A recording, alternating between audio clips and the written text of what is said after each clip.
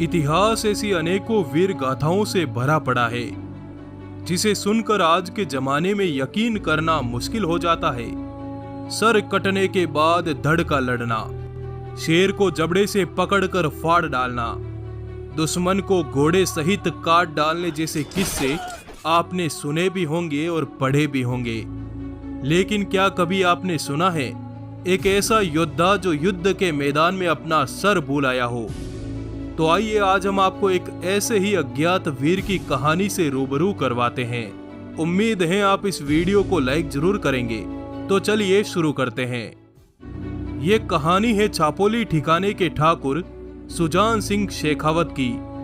जब 22 साल के ठाकुर सुजान सिंह बारात लेकर ब्याह करने निकले थे, दुल्हन की मांग भरी, फेरे हुए, कुलदेवी को प्रणाम किया और फिर अपनी नई नवेली दुल्हन के साथ अपनी रियासत की तरफ विदा हुए ही थे कि तभी एक संदेशवाहक आया और सुजान सिंह से बोला, कुल में है तो जान सुजान, फौज देव रे आई रे। 22 बरस के सुजान सिंह कुछ समझे नहीं और अपने सरदारों की ओर देखा। किसकी फौज, किस मंदिर पर आई? सरदारों ने कहा, हुकुम दाराब खान के नेतृत्व में औरंगजेब की फौज ने खंडेला गांव के बाहर डेरा जमा दिया है। सुबह की आरती से पहले वे नगर के सबसे बड़े कृष्ण मंदिर को तोड़ देगी। साथ ही 100 गायों को मारने की मुनादी कर चुके हैं। पूरा गांव खाली हो चुका है और ये दूत चाहता है कि आप युद्ध में जाकर लड़ें। पर बारात में आए बड़े बुजुर्गों ने इस बात को अनसुना कर बारात को आगे बढ़ा दिया कि तभी संदेशवाहक ने पीछे से कहा, अरे अब वीर शेखा जी की धरती पर राजपूत बचे ही कहां? यह बात सुनकर राजपूतों के कदम रुक गई। ठाकुर सुजान सिंह ने अपने घोड़े को घुमाया और खंडेला की तरफ कूच कर दिया। उनके पीछे पीछे तमाम राजपूत अपनी तलवारों को निकालकर युद्ध भूमि की तरफ निकल पड़े। सभी राजपूत खंडेला गांव के मोहन देव मंदिर पर जाकर रुके। द्वारकाधीश के आगे अपना सर झुकाया और सभी 50 राजपूत मंदिर को घेर कर खड़े हो गए। जल्द ही यह खबर आसपास के नगरों में आग की तरह फैल गई और 50 राजपूतों की संख्या 500 में बदल गई। सुजान सिंह ने दूर आकाश में उड़ती धूल देखी तो समझ गए कि असुरों की सेना आ पहुंची। सभी राजपूतों ने तलवारें कस ली।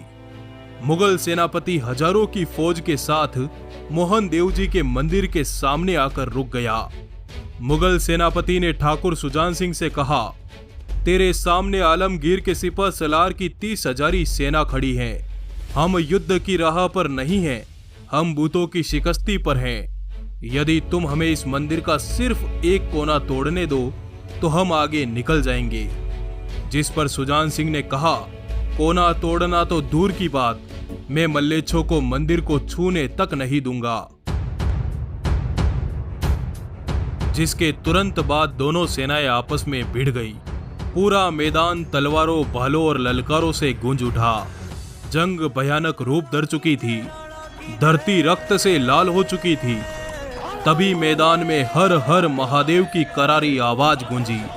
सभी की नजरें वहीं के वहीं थम गई, क्योंकि ठाकुर सुजान सिंह ने मुगल सेनापति दादाब खान का सर धड़ से अलग कर दिया था। यह दृश्य देख मुगल सेना में भगदड़ मच गई। इस समय तक सभी 500 राजपूत हजारों शत्रुओं को सुलाकर वीरगति पा चुके थे, पर ठाकुर सुजान सिंह की तलवार अभी भी मुगलों पर कहर बरपा रही थी। एक अकेला घुड़सवार और सैकड़ों की फौज। तभी एक मुगल सिपाही ने अपनी शमशीर से सुजान सिंह का सर काट दिया। अब जो भयानक दृश्य दिखा उसकी कल्पना किसी को न थी, क्योंकि सर कटने के बावजूद सुजान सिंह शत्रुओं से लड़ रहे थे। उनकी तलवार की रफ्तार पर कोई असर नहीं हुआ। भयभीत दुश्मन रणभूमि से भाग छूटा।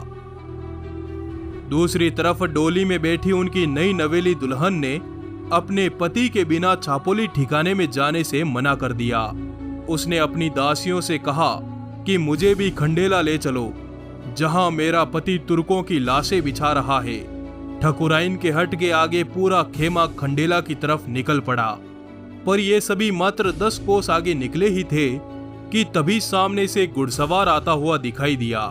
ठकुराइन ने अपना जत्था रुकवाया और अकेली घुड़सवार की तरफ दौड़ पड़ी और जोर से चीख पड़ी, ये तो हमारे ठाकुर साहब हैं, लेकिन ये क्या, हाथ में खून से सनी तलवार? हाँ, शायद जीत की खुशी में तलवार लहरा रहे होंगे। दासियों ने कहा, ठकुराइन ये सब छोड़ो, ये सोचो ठाकुर साहब अपना सर कहाँ छोड़ आए।